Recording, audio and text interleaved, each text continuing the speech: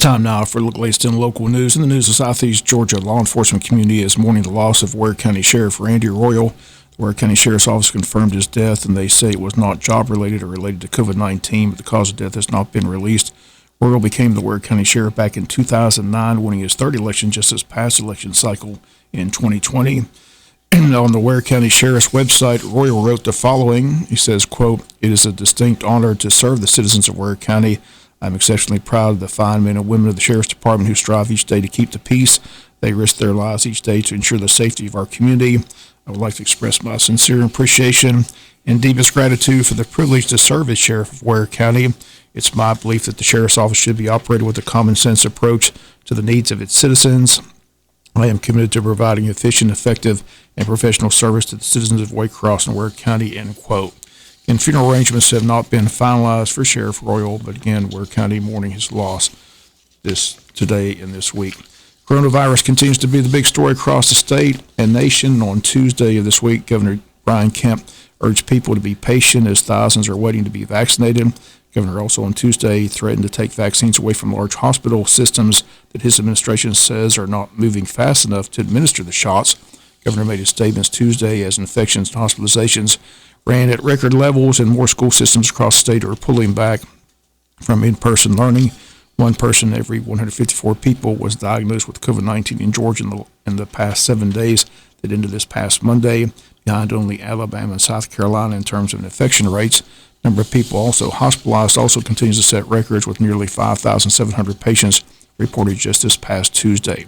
Once again, to call for an appointment here in the Southeast Health District for our area, the number to call is 1-855-473-4374. Again, 855-473-4374. Baxley's location for our area distribution. Our district goes from Statesboro to Douglas, to Homerville to Folkestone. Heard from some who've had appointments headed to Douglas to get vaccine. I've also heard from others heading to Baxley for theirs. Once again, the number is 855-473-4374. The first phase consists of healthcare workers, staff, and residents of long-term care facilities, all law enforcement and fire personnel, including volunteer fire departments, and all adults age 65 years of age and over. Once again, that number is 1-855-473-4374. We'll be back with more news after this word from our sponsor, other commercial messages, so please stay tuned. Legislative session underway in Atlanta, and next week we'll hear from our local representatives on the World Famous Rich and Bob Show, with Mondays with Meeks with State Representative Stephen Meeks, Tuesdays with Tillery with State Senator Blake Tillery, and Wednesdays with Workhauser with State Representative Bill Workhauser. And that all gets underway next week and all through the legislative session. Education, always a big part of this session, as school systems budgets always seeming to be affected with action or no action by the legislators in Atlanta. One thing being discussed again is private school vouchers, which has been an ongoing feud for years over public funding for private education in Georgia.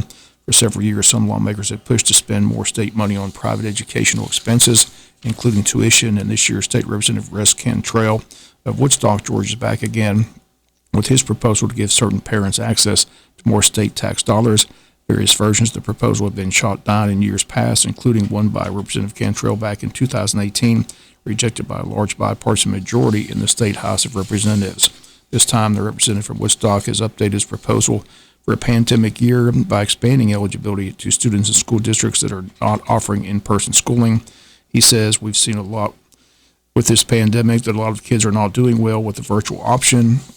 House Bill 60 would put state money into scholarship accounts controlled by a limited group of parents who would draw their children from public school and educate them privately."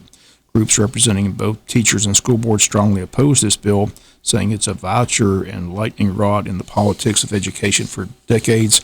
House Bill 60 would allow parents to spend taxpayer dollars on private school tuition or other educational expenses such as tutoring, therapy, transportation, books, curriculum, and technology.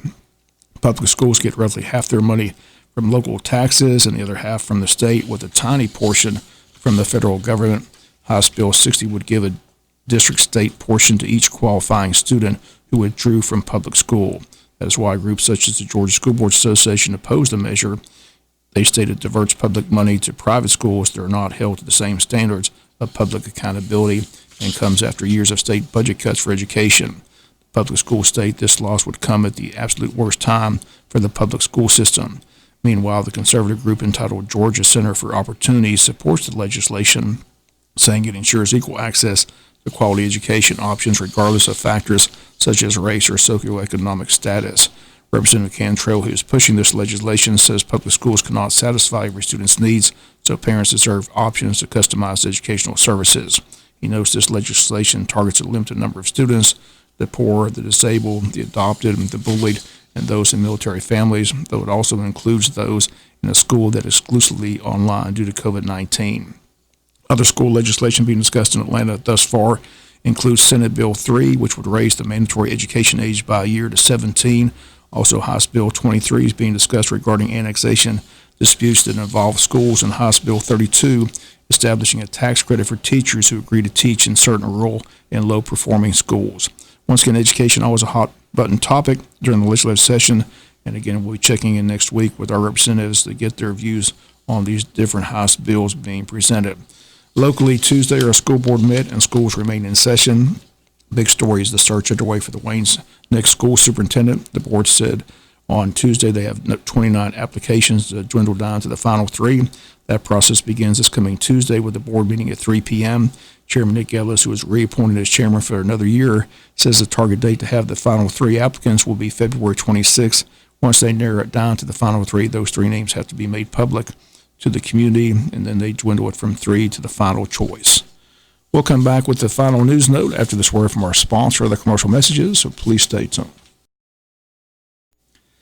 Finally, in the news, the passing of another great lady in Wayne County, as on Wednesday morning, Regina Grantham Brown passed away in Harborview Nursing Home at the age of 82. Regina served as a bailiff in the Wayne County court system for over 40 years, and her counterpart, Dot Thompson, took care of jurors, judges, lawyers, and this young reporter right out of college and taught me the ropes, introducing me to the judges, the district attorney Glenn Thomas, the clerk of court system, Ben, and so on.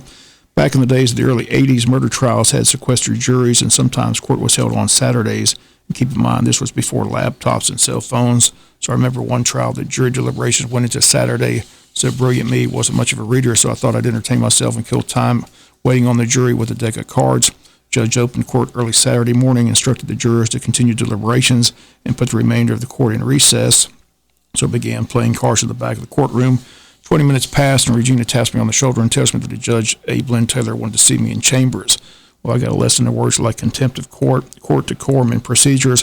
Thankfully, Regina knew the judge well, had already put a good word in, and had the judge just give me a stern warning to never bring a deck of cards into the courtroom ever again.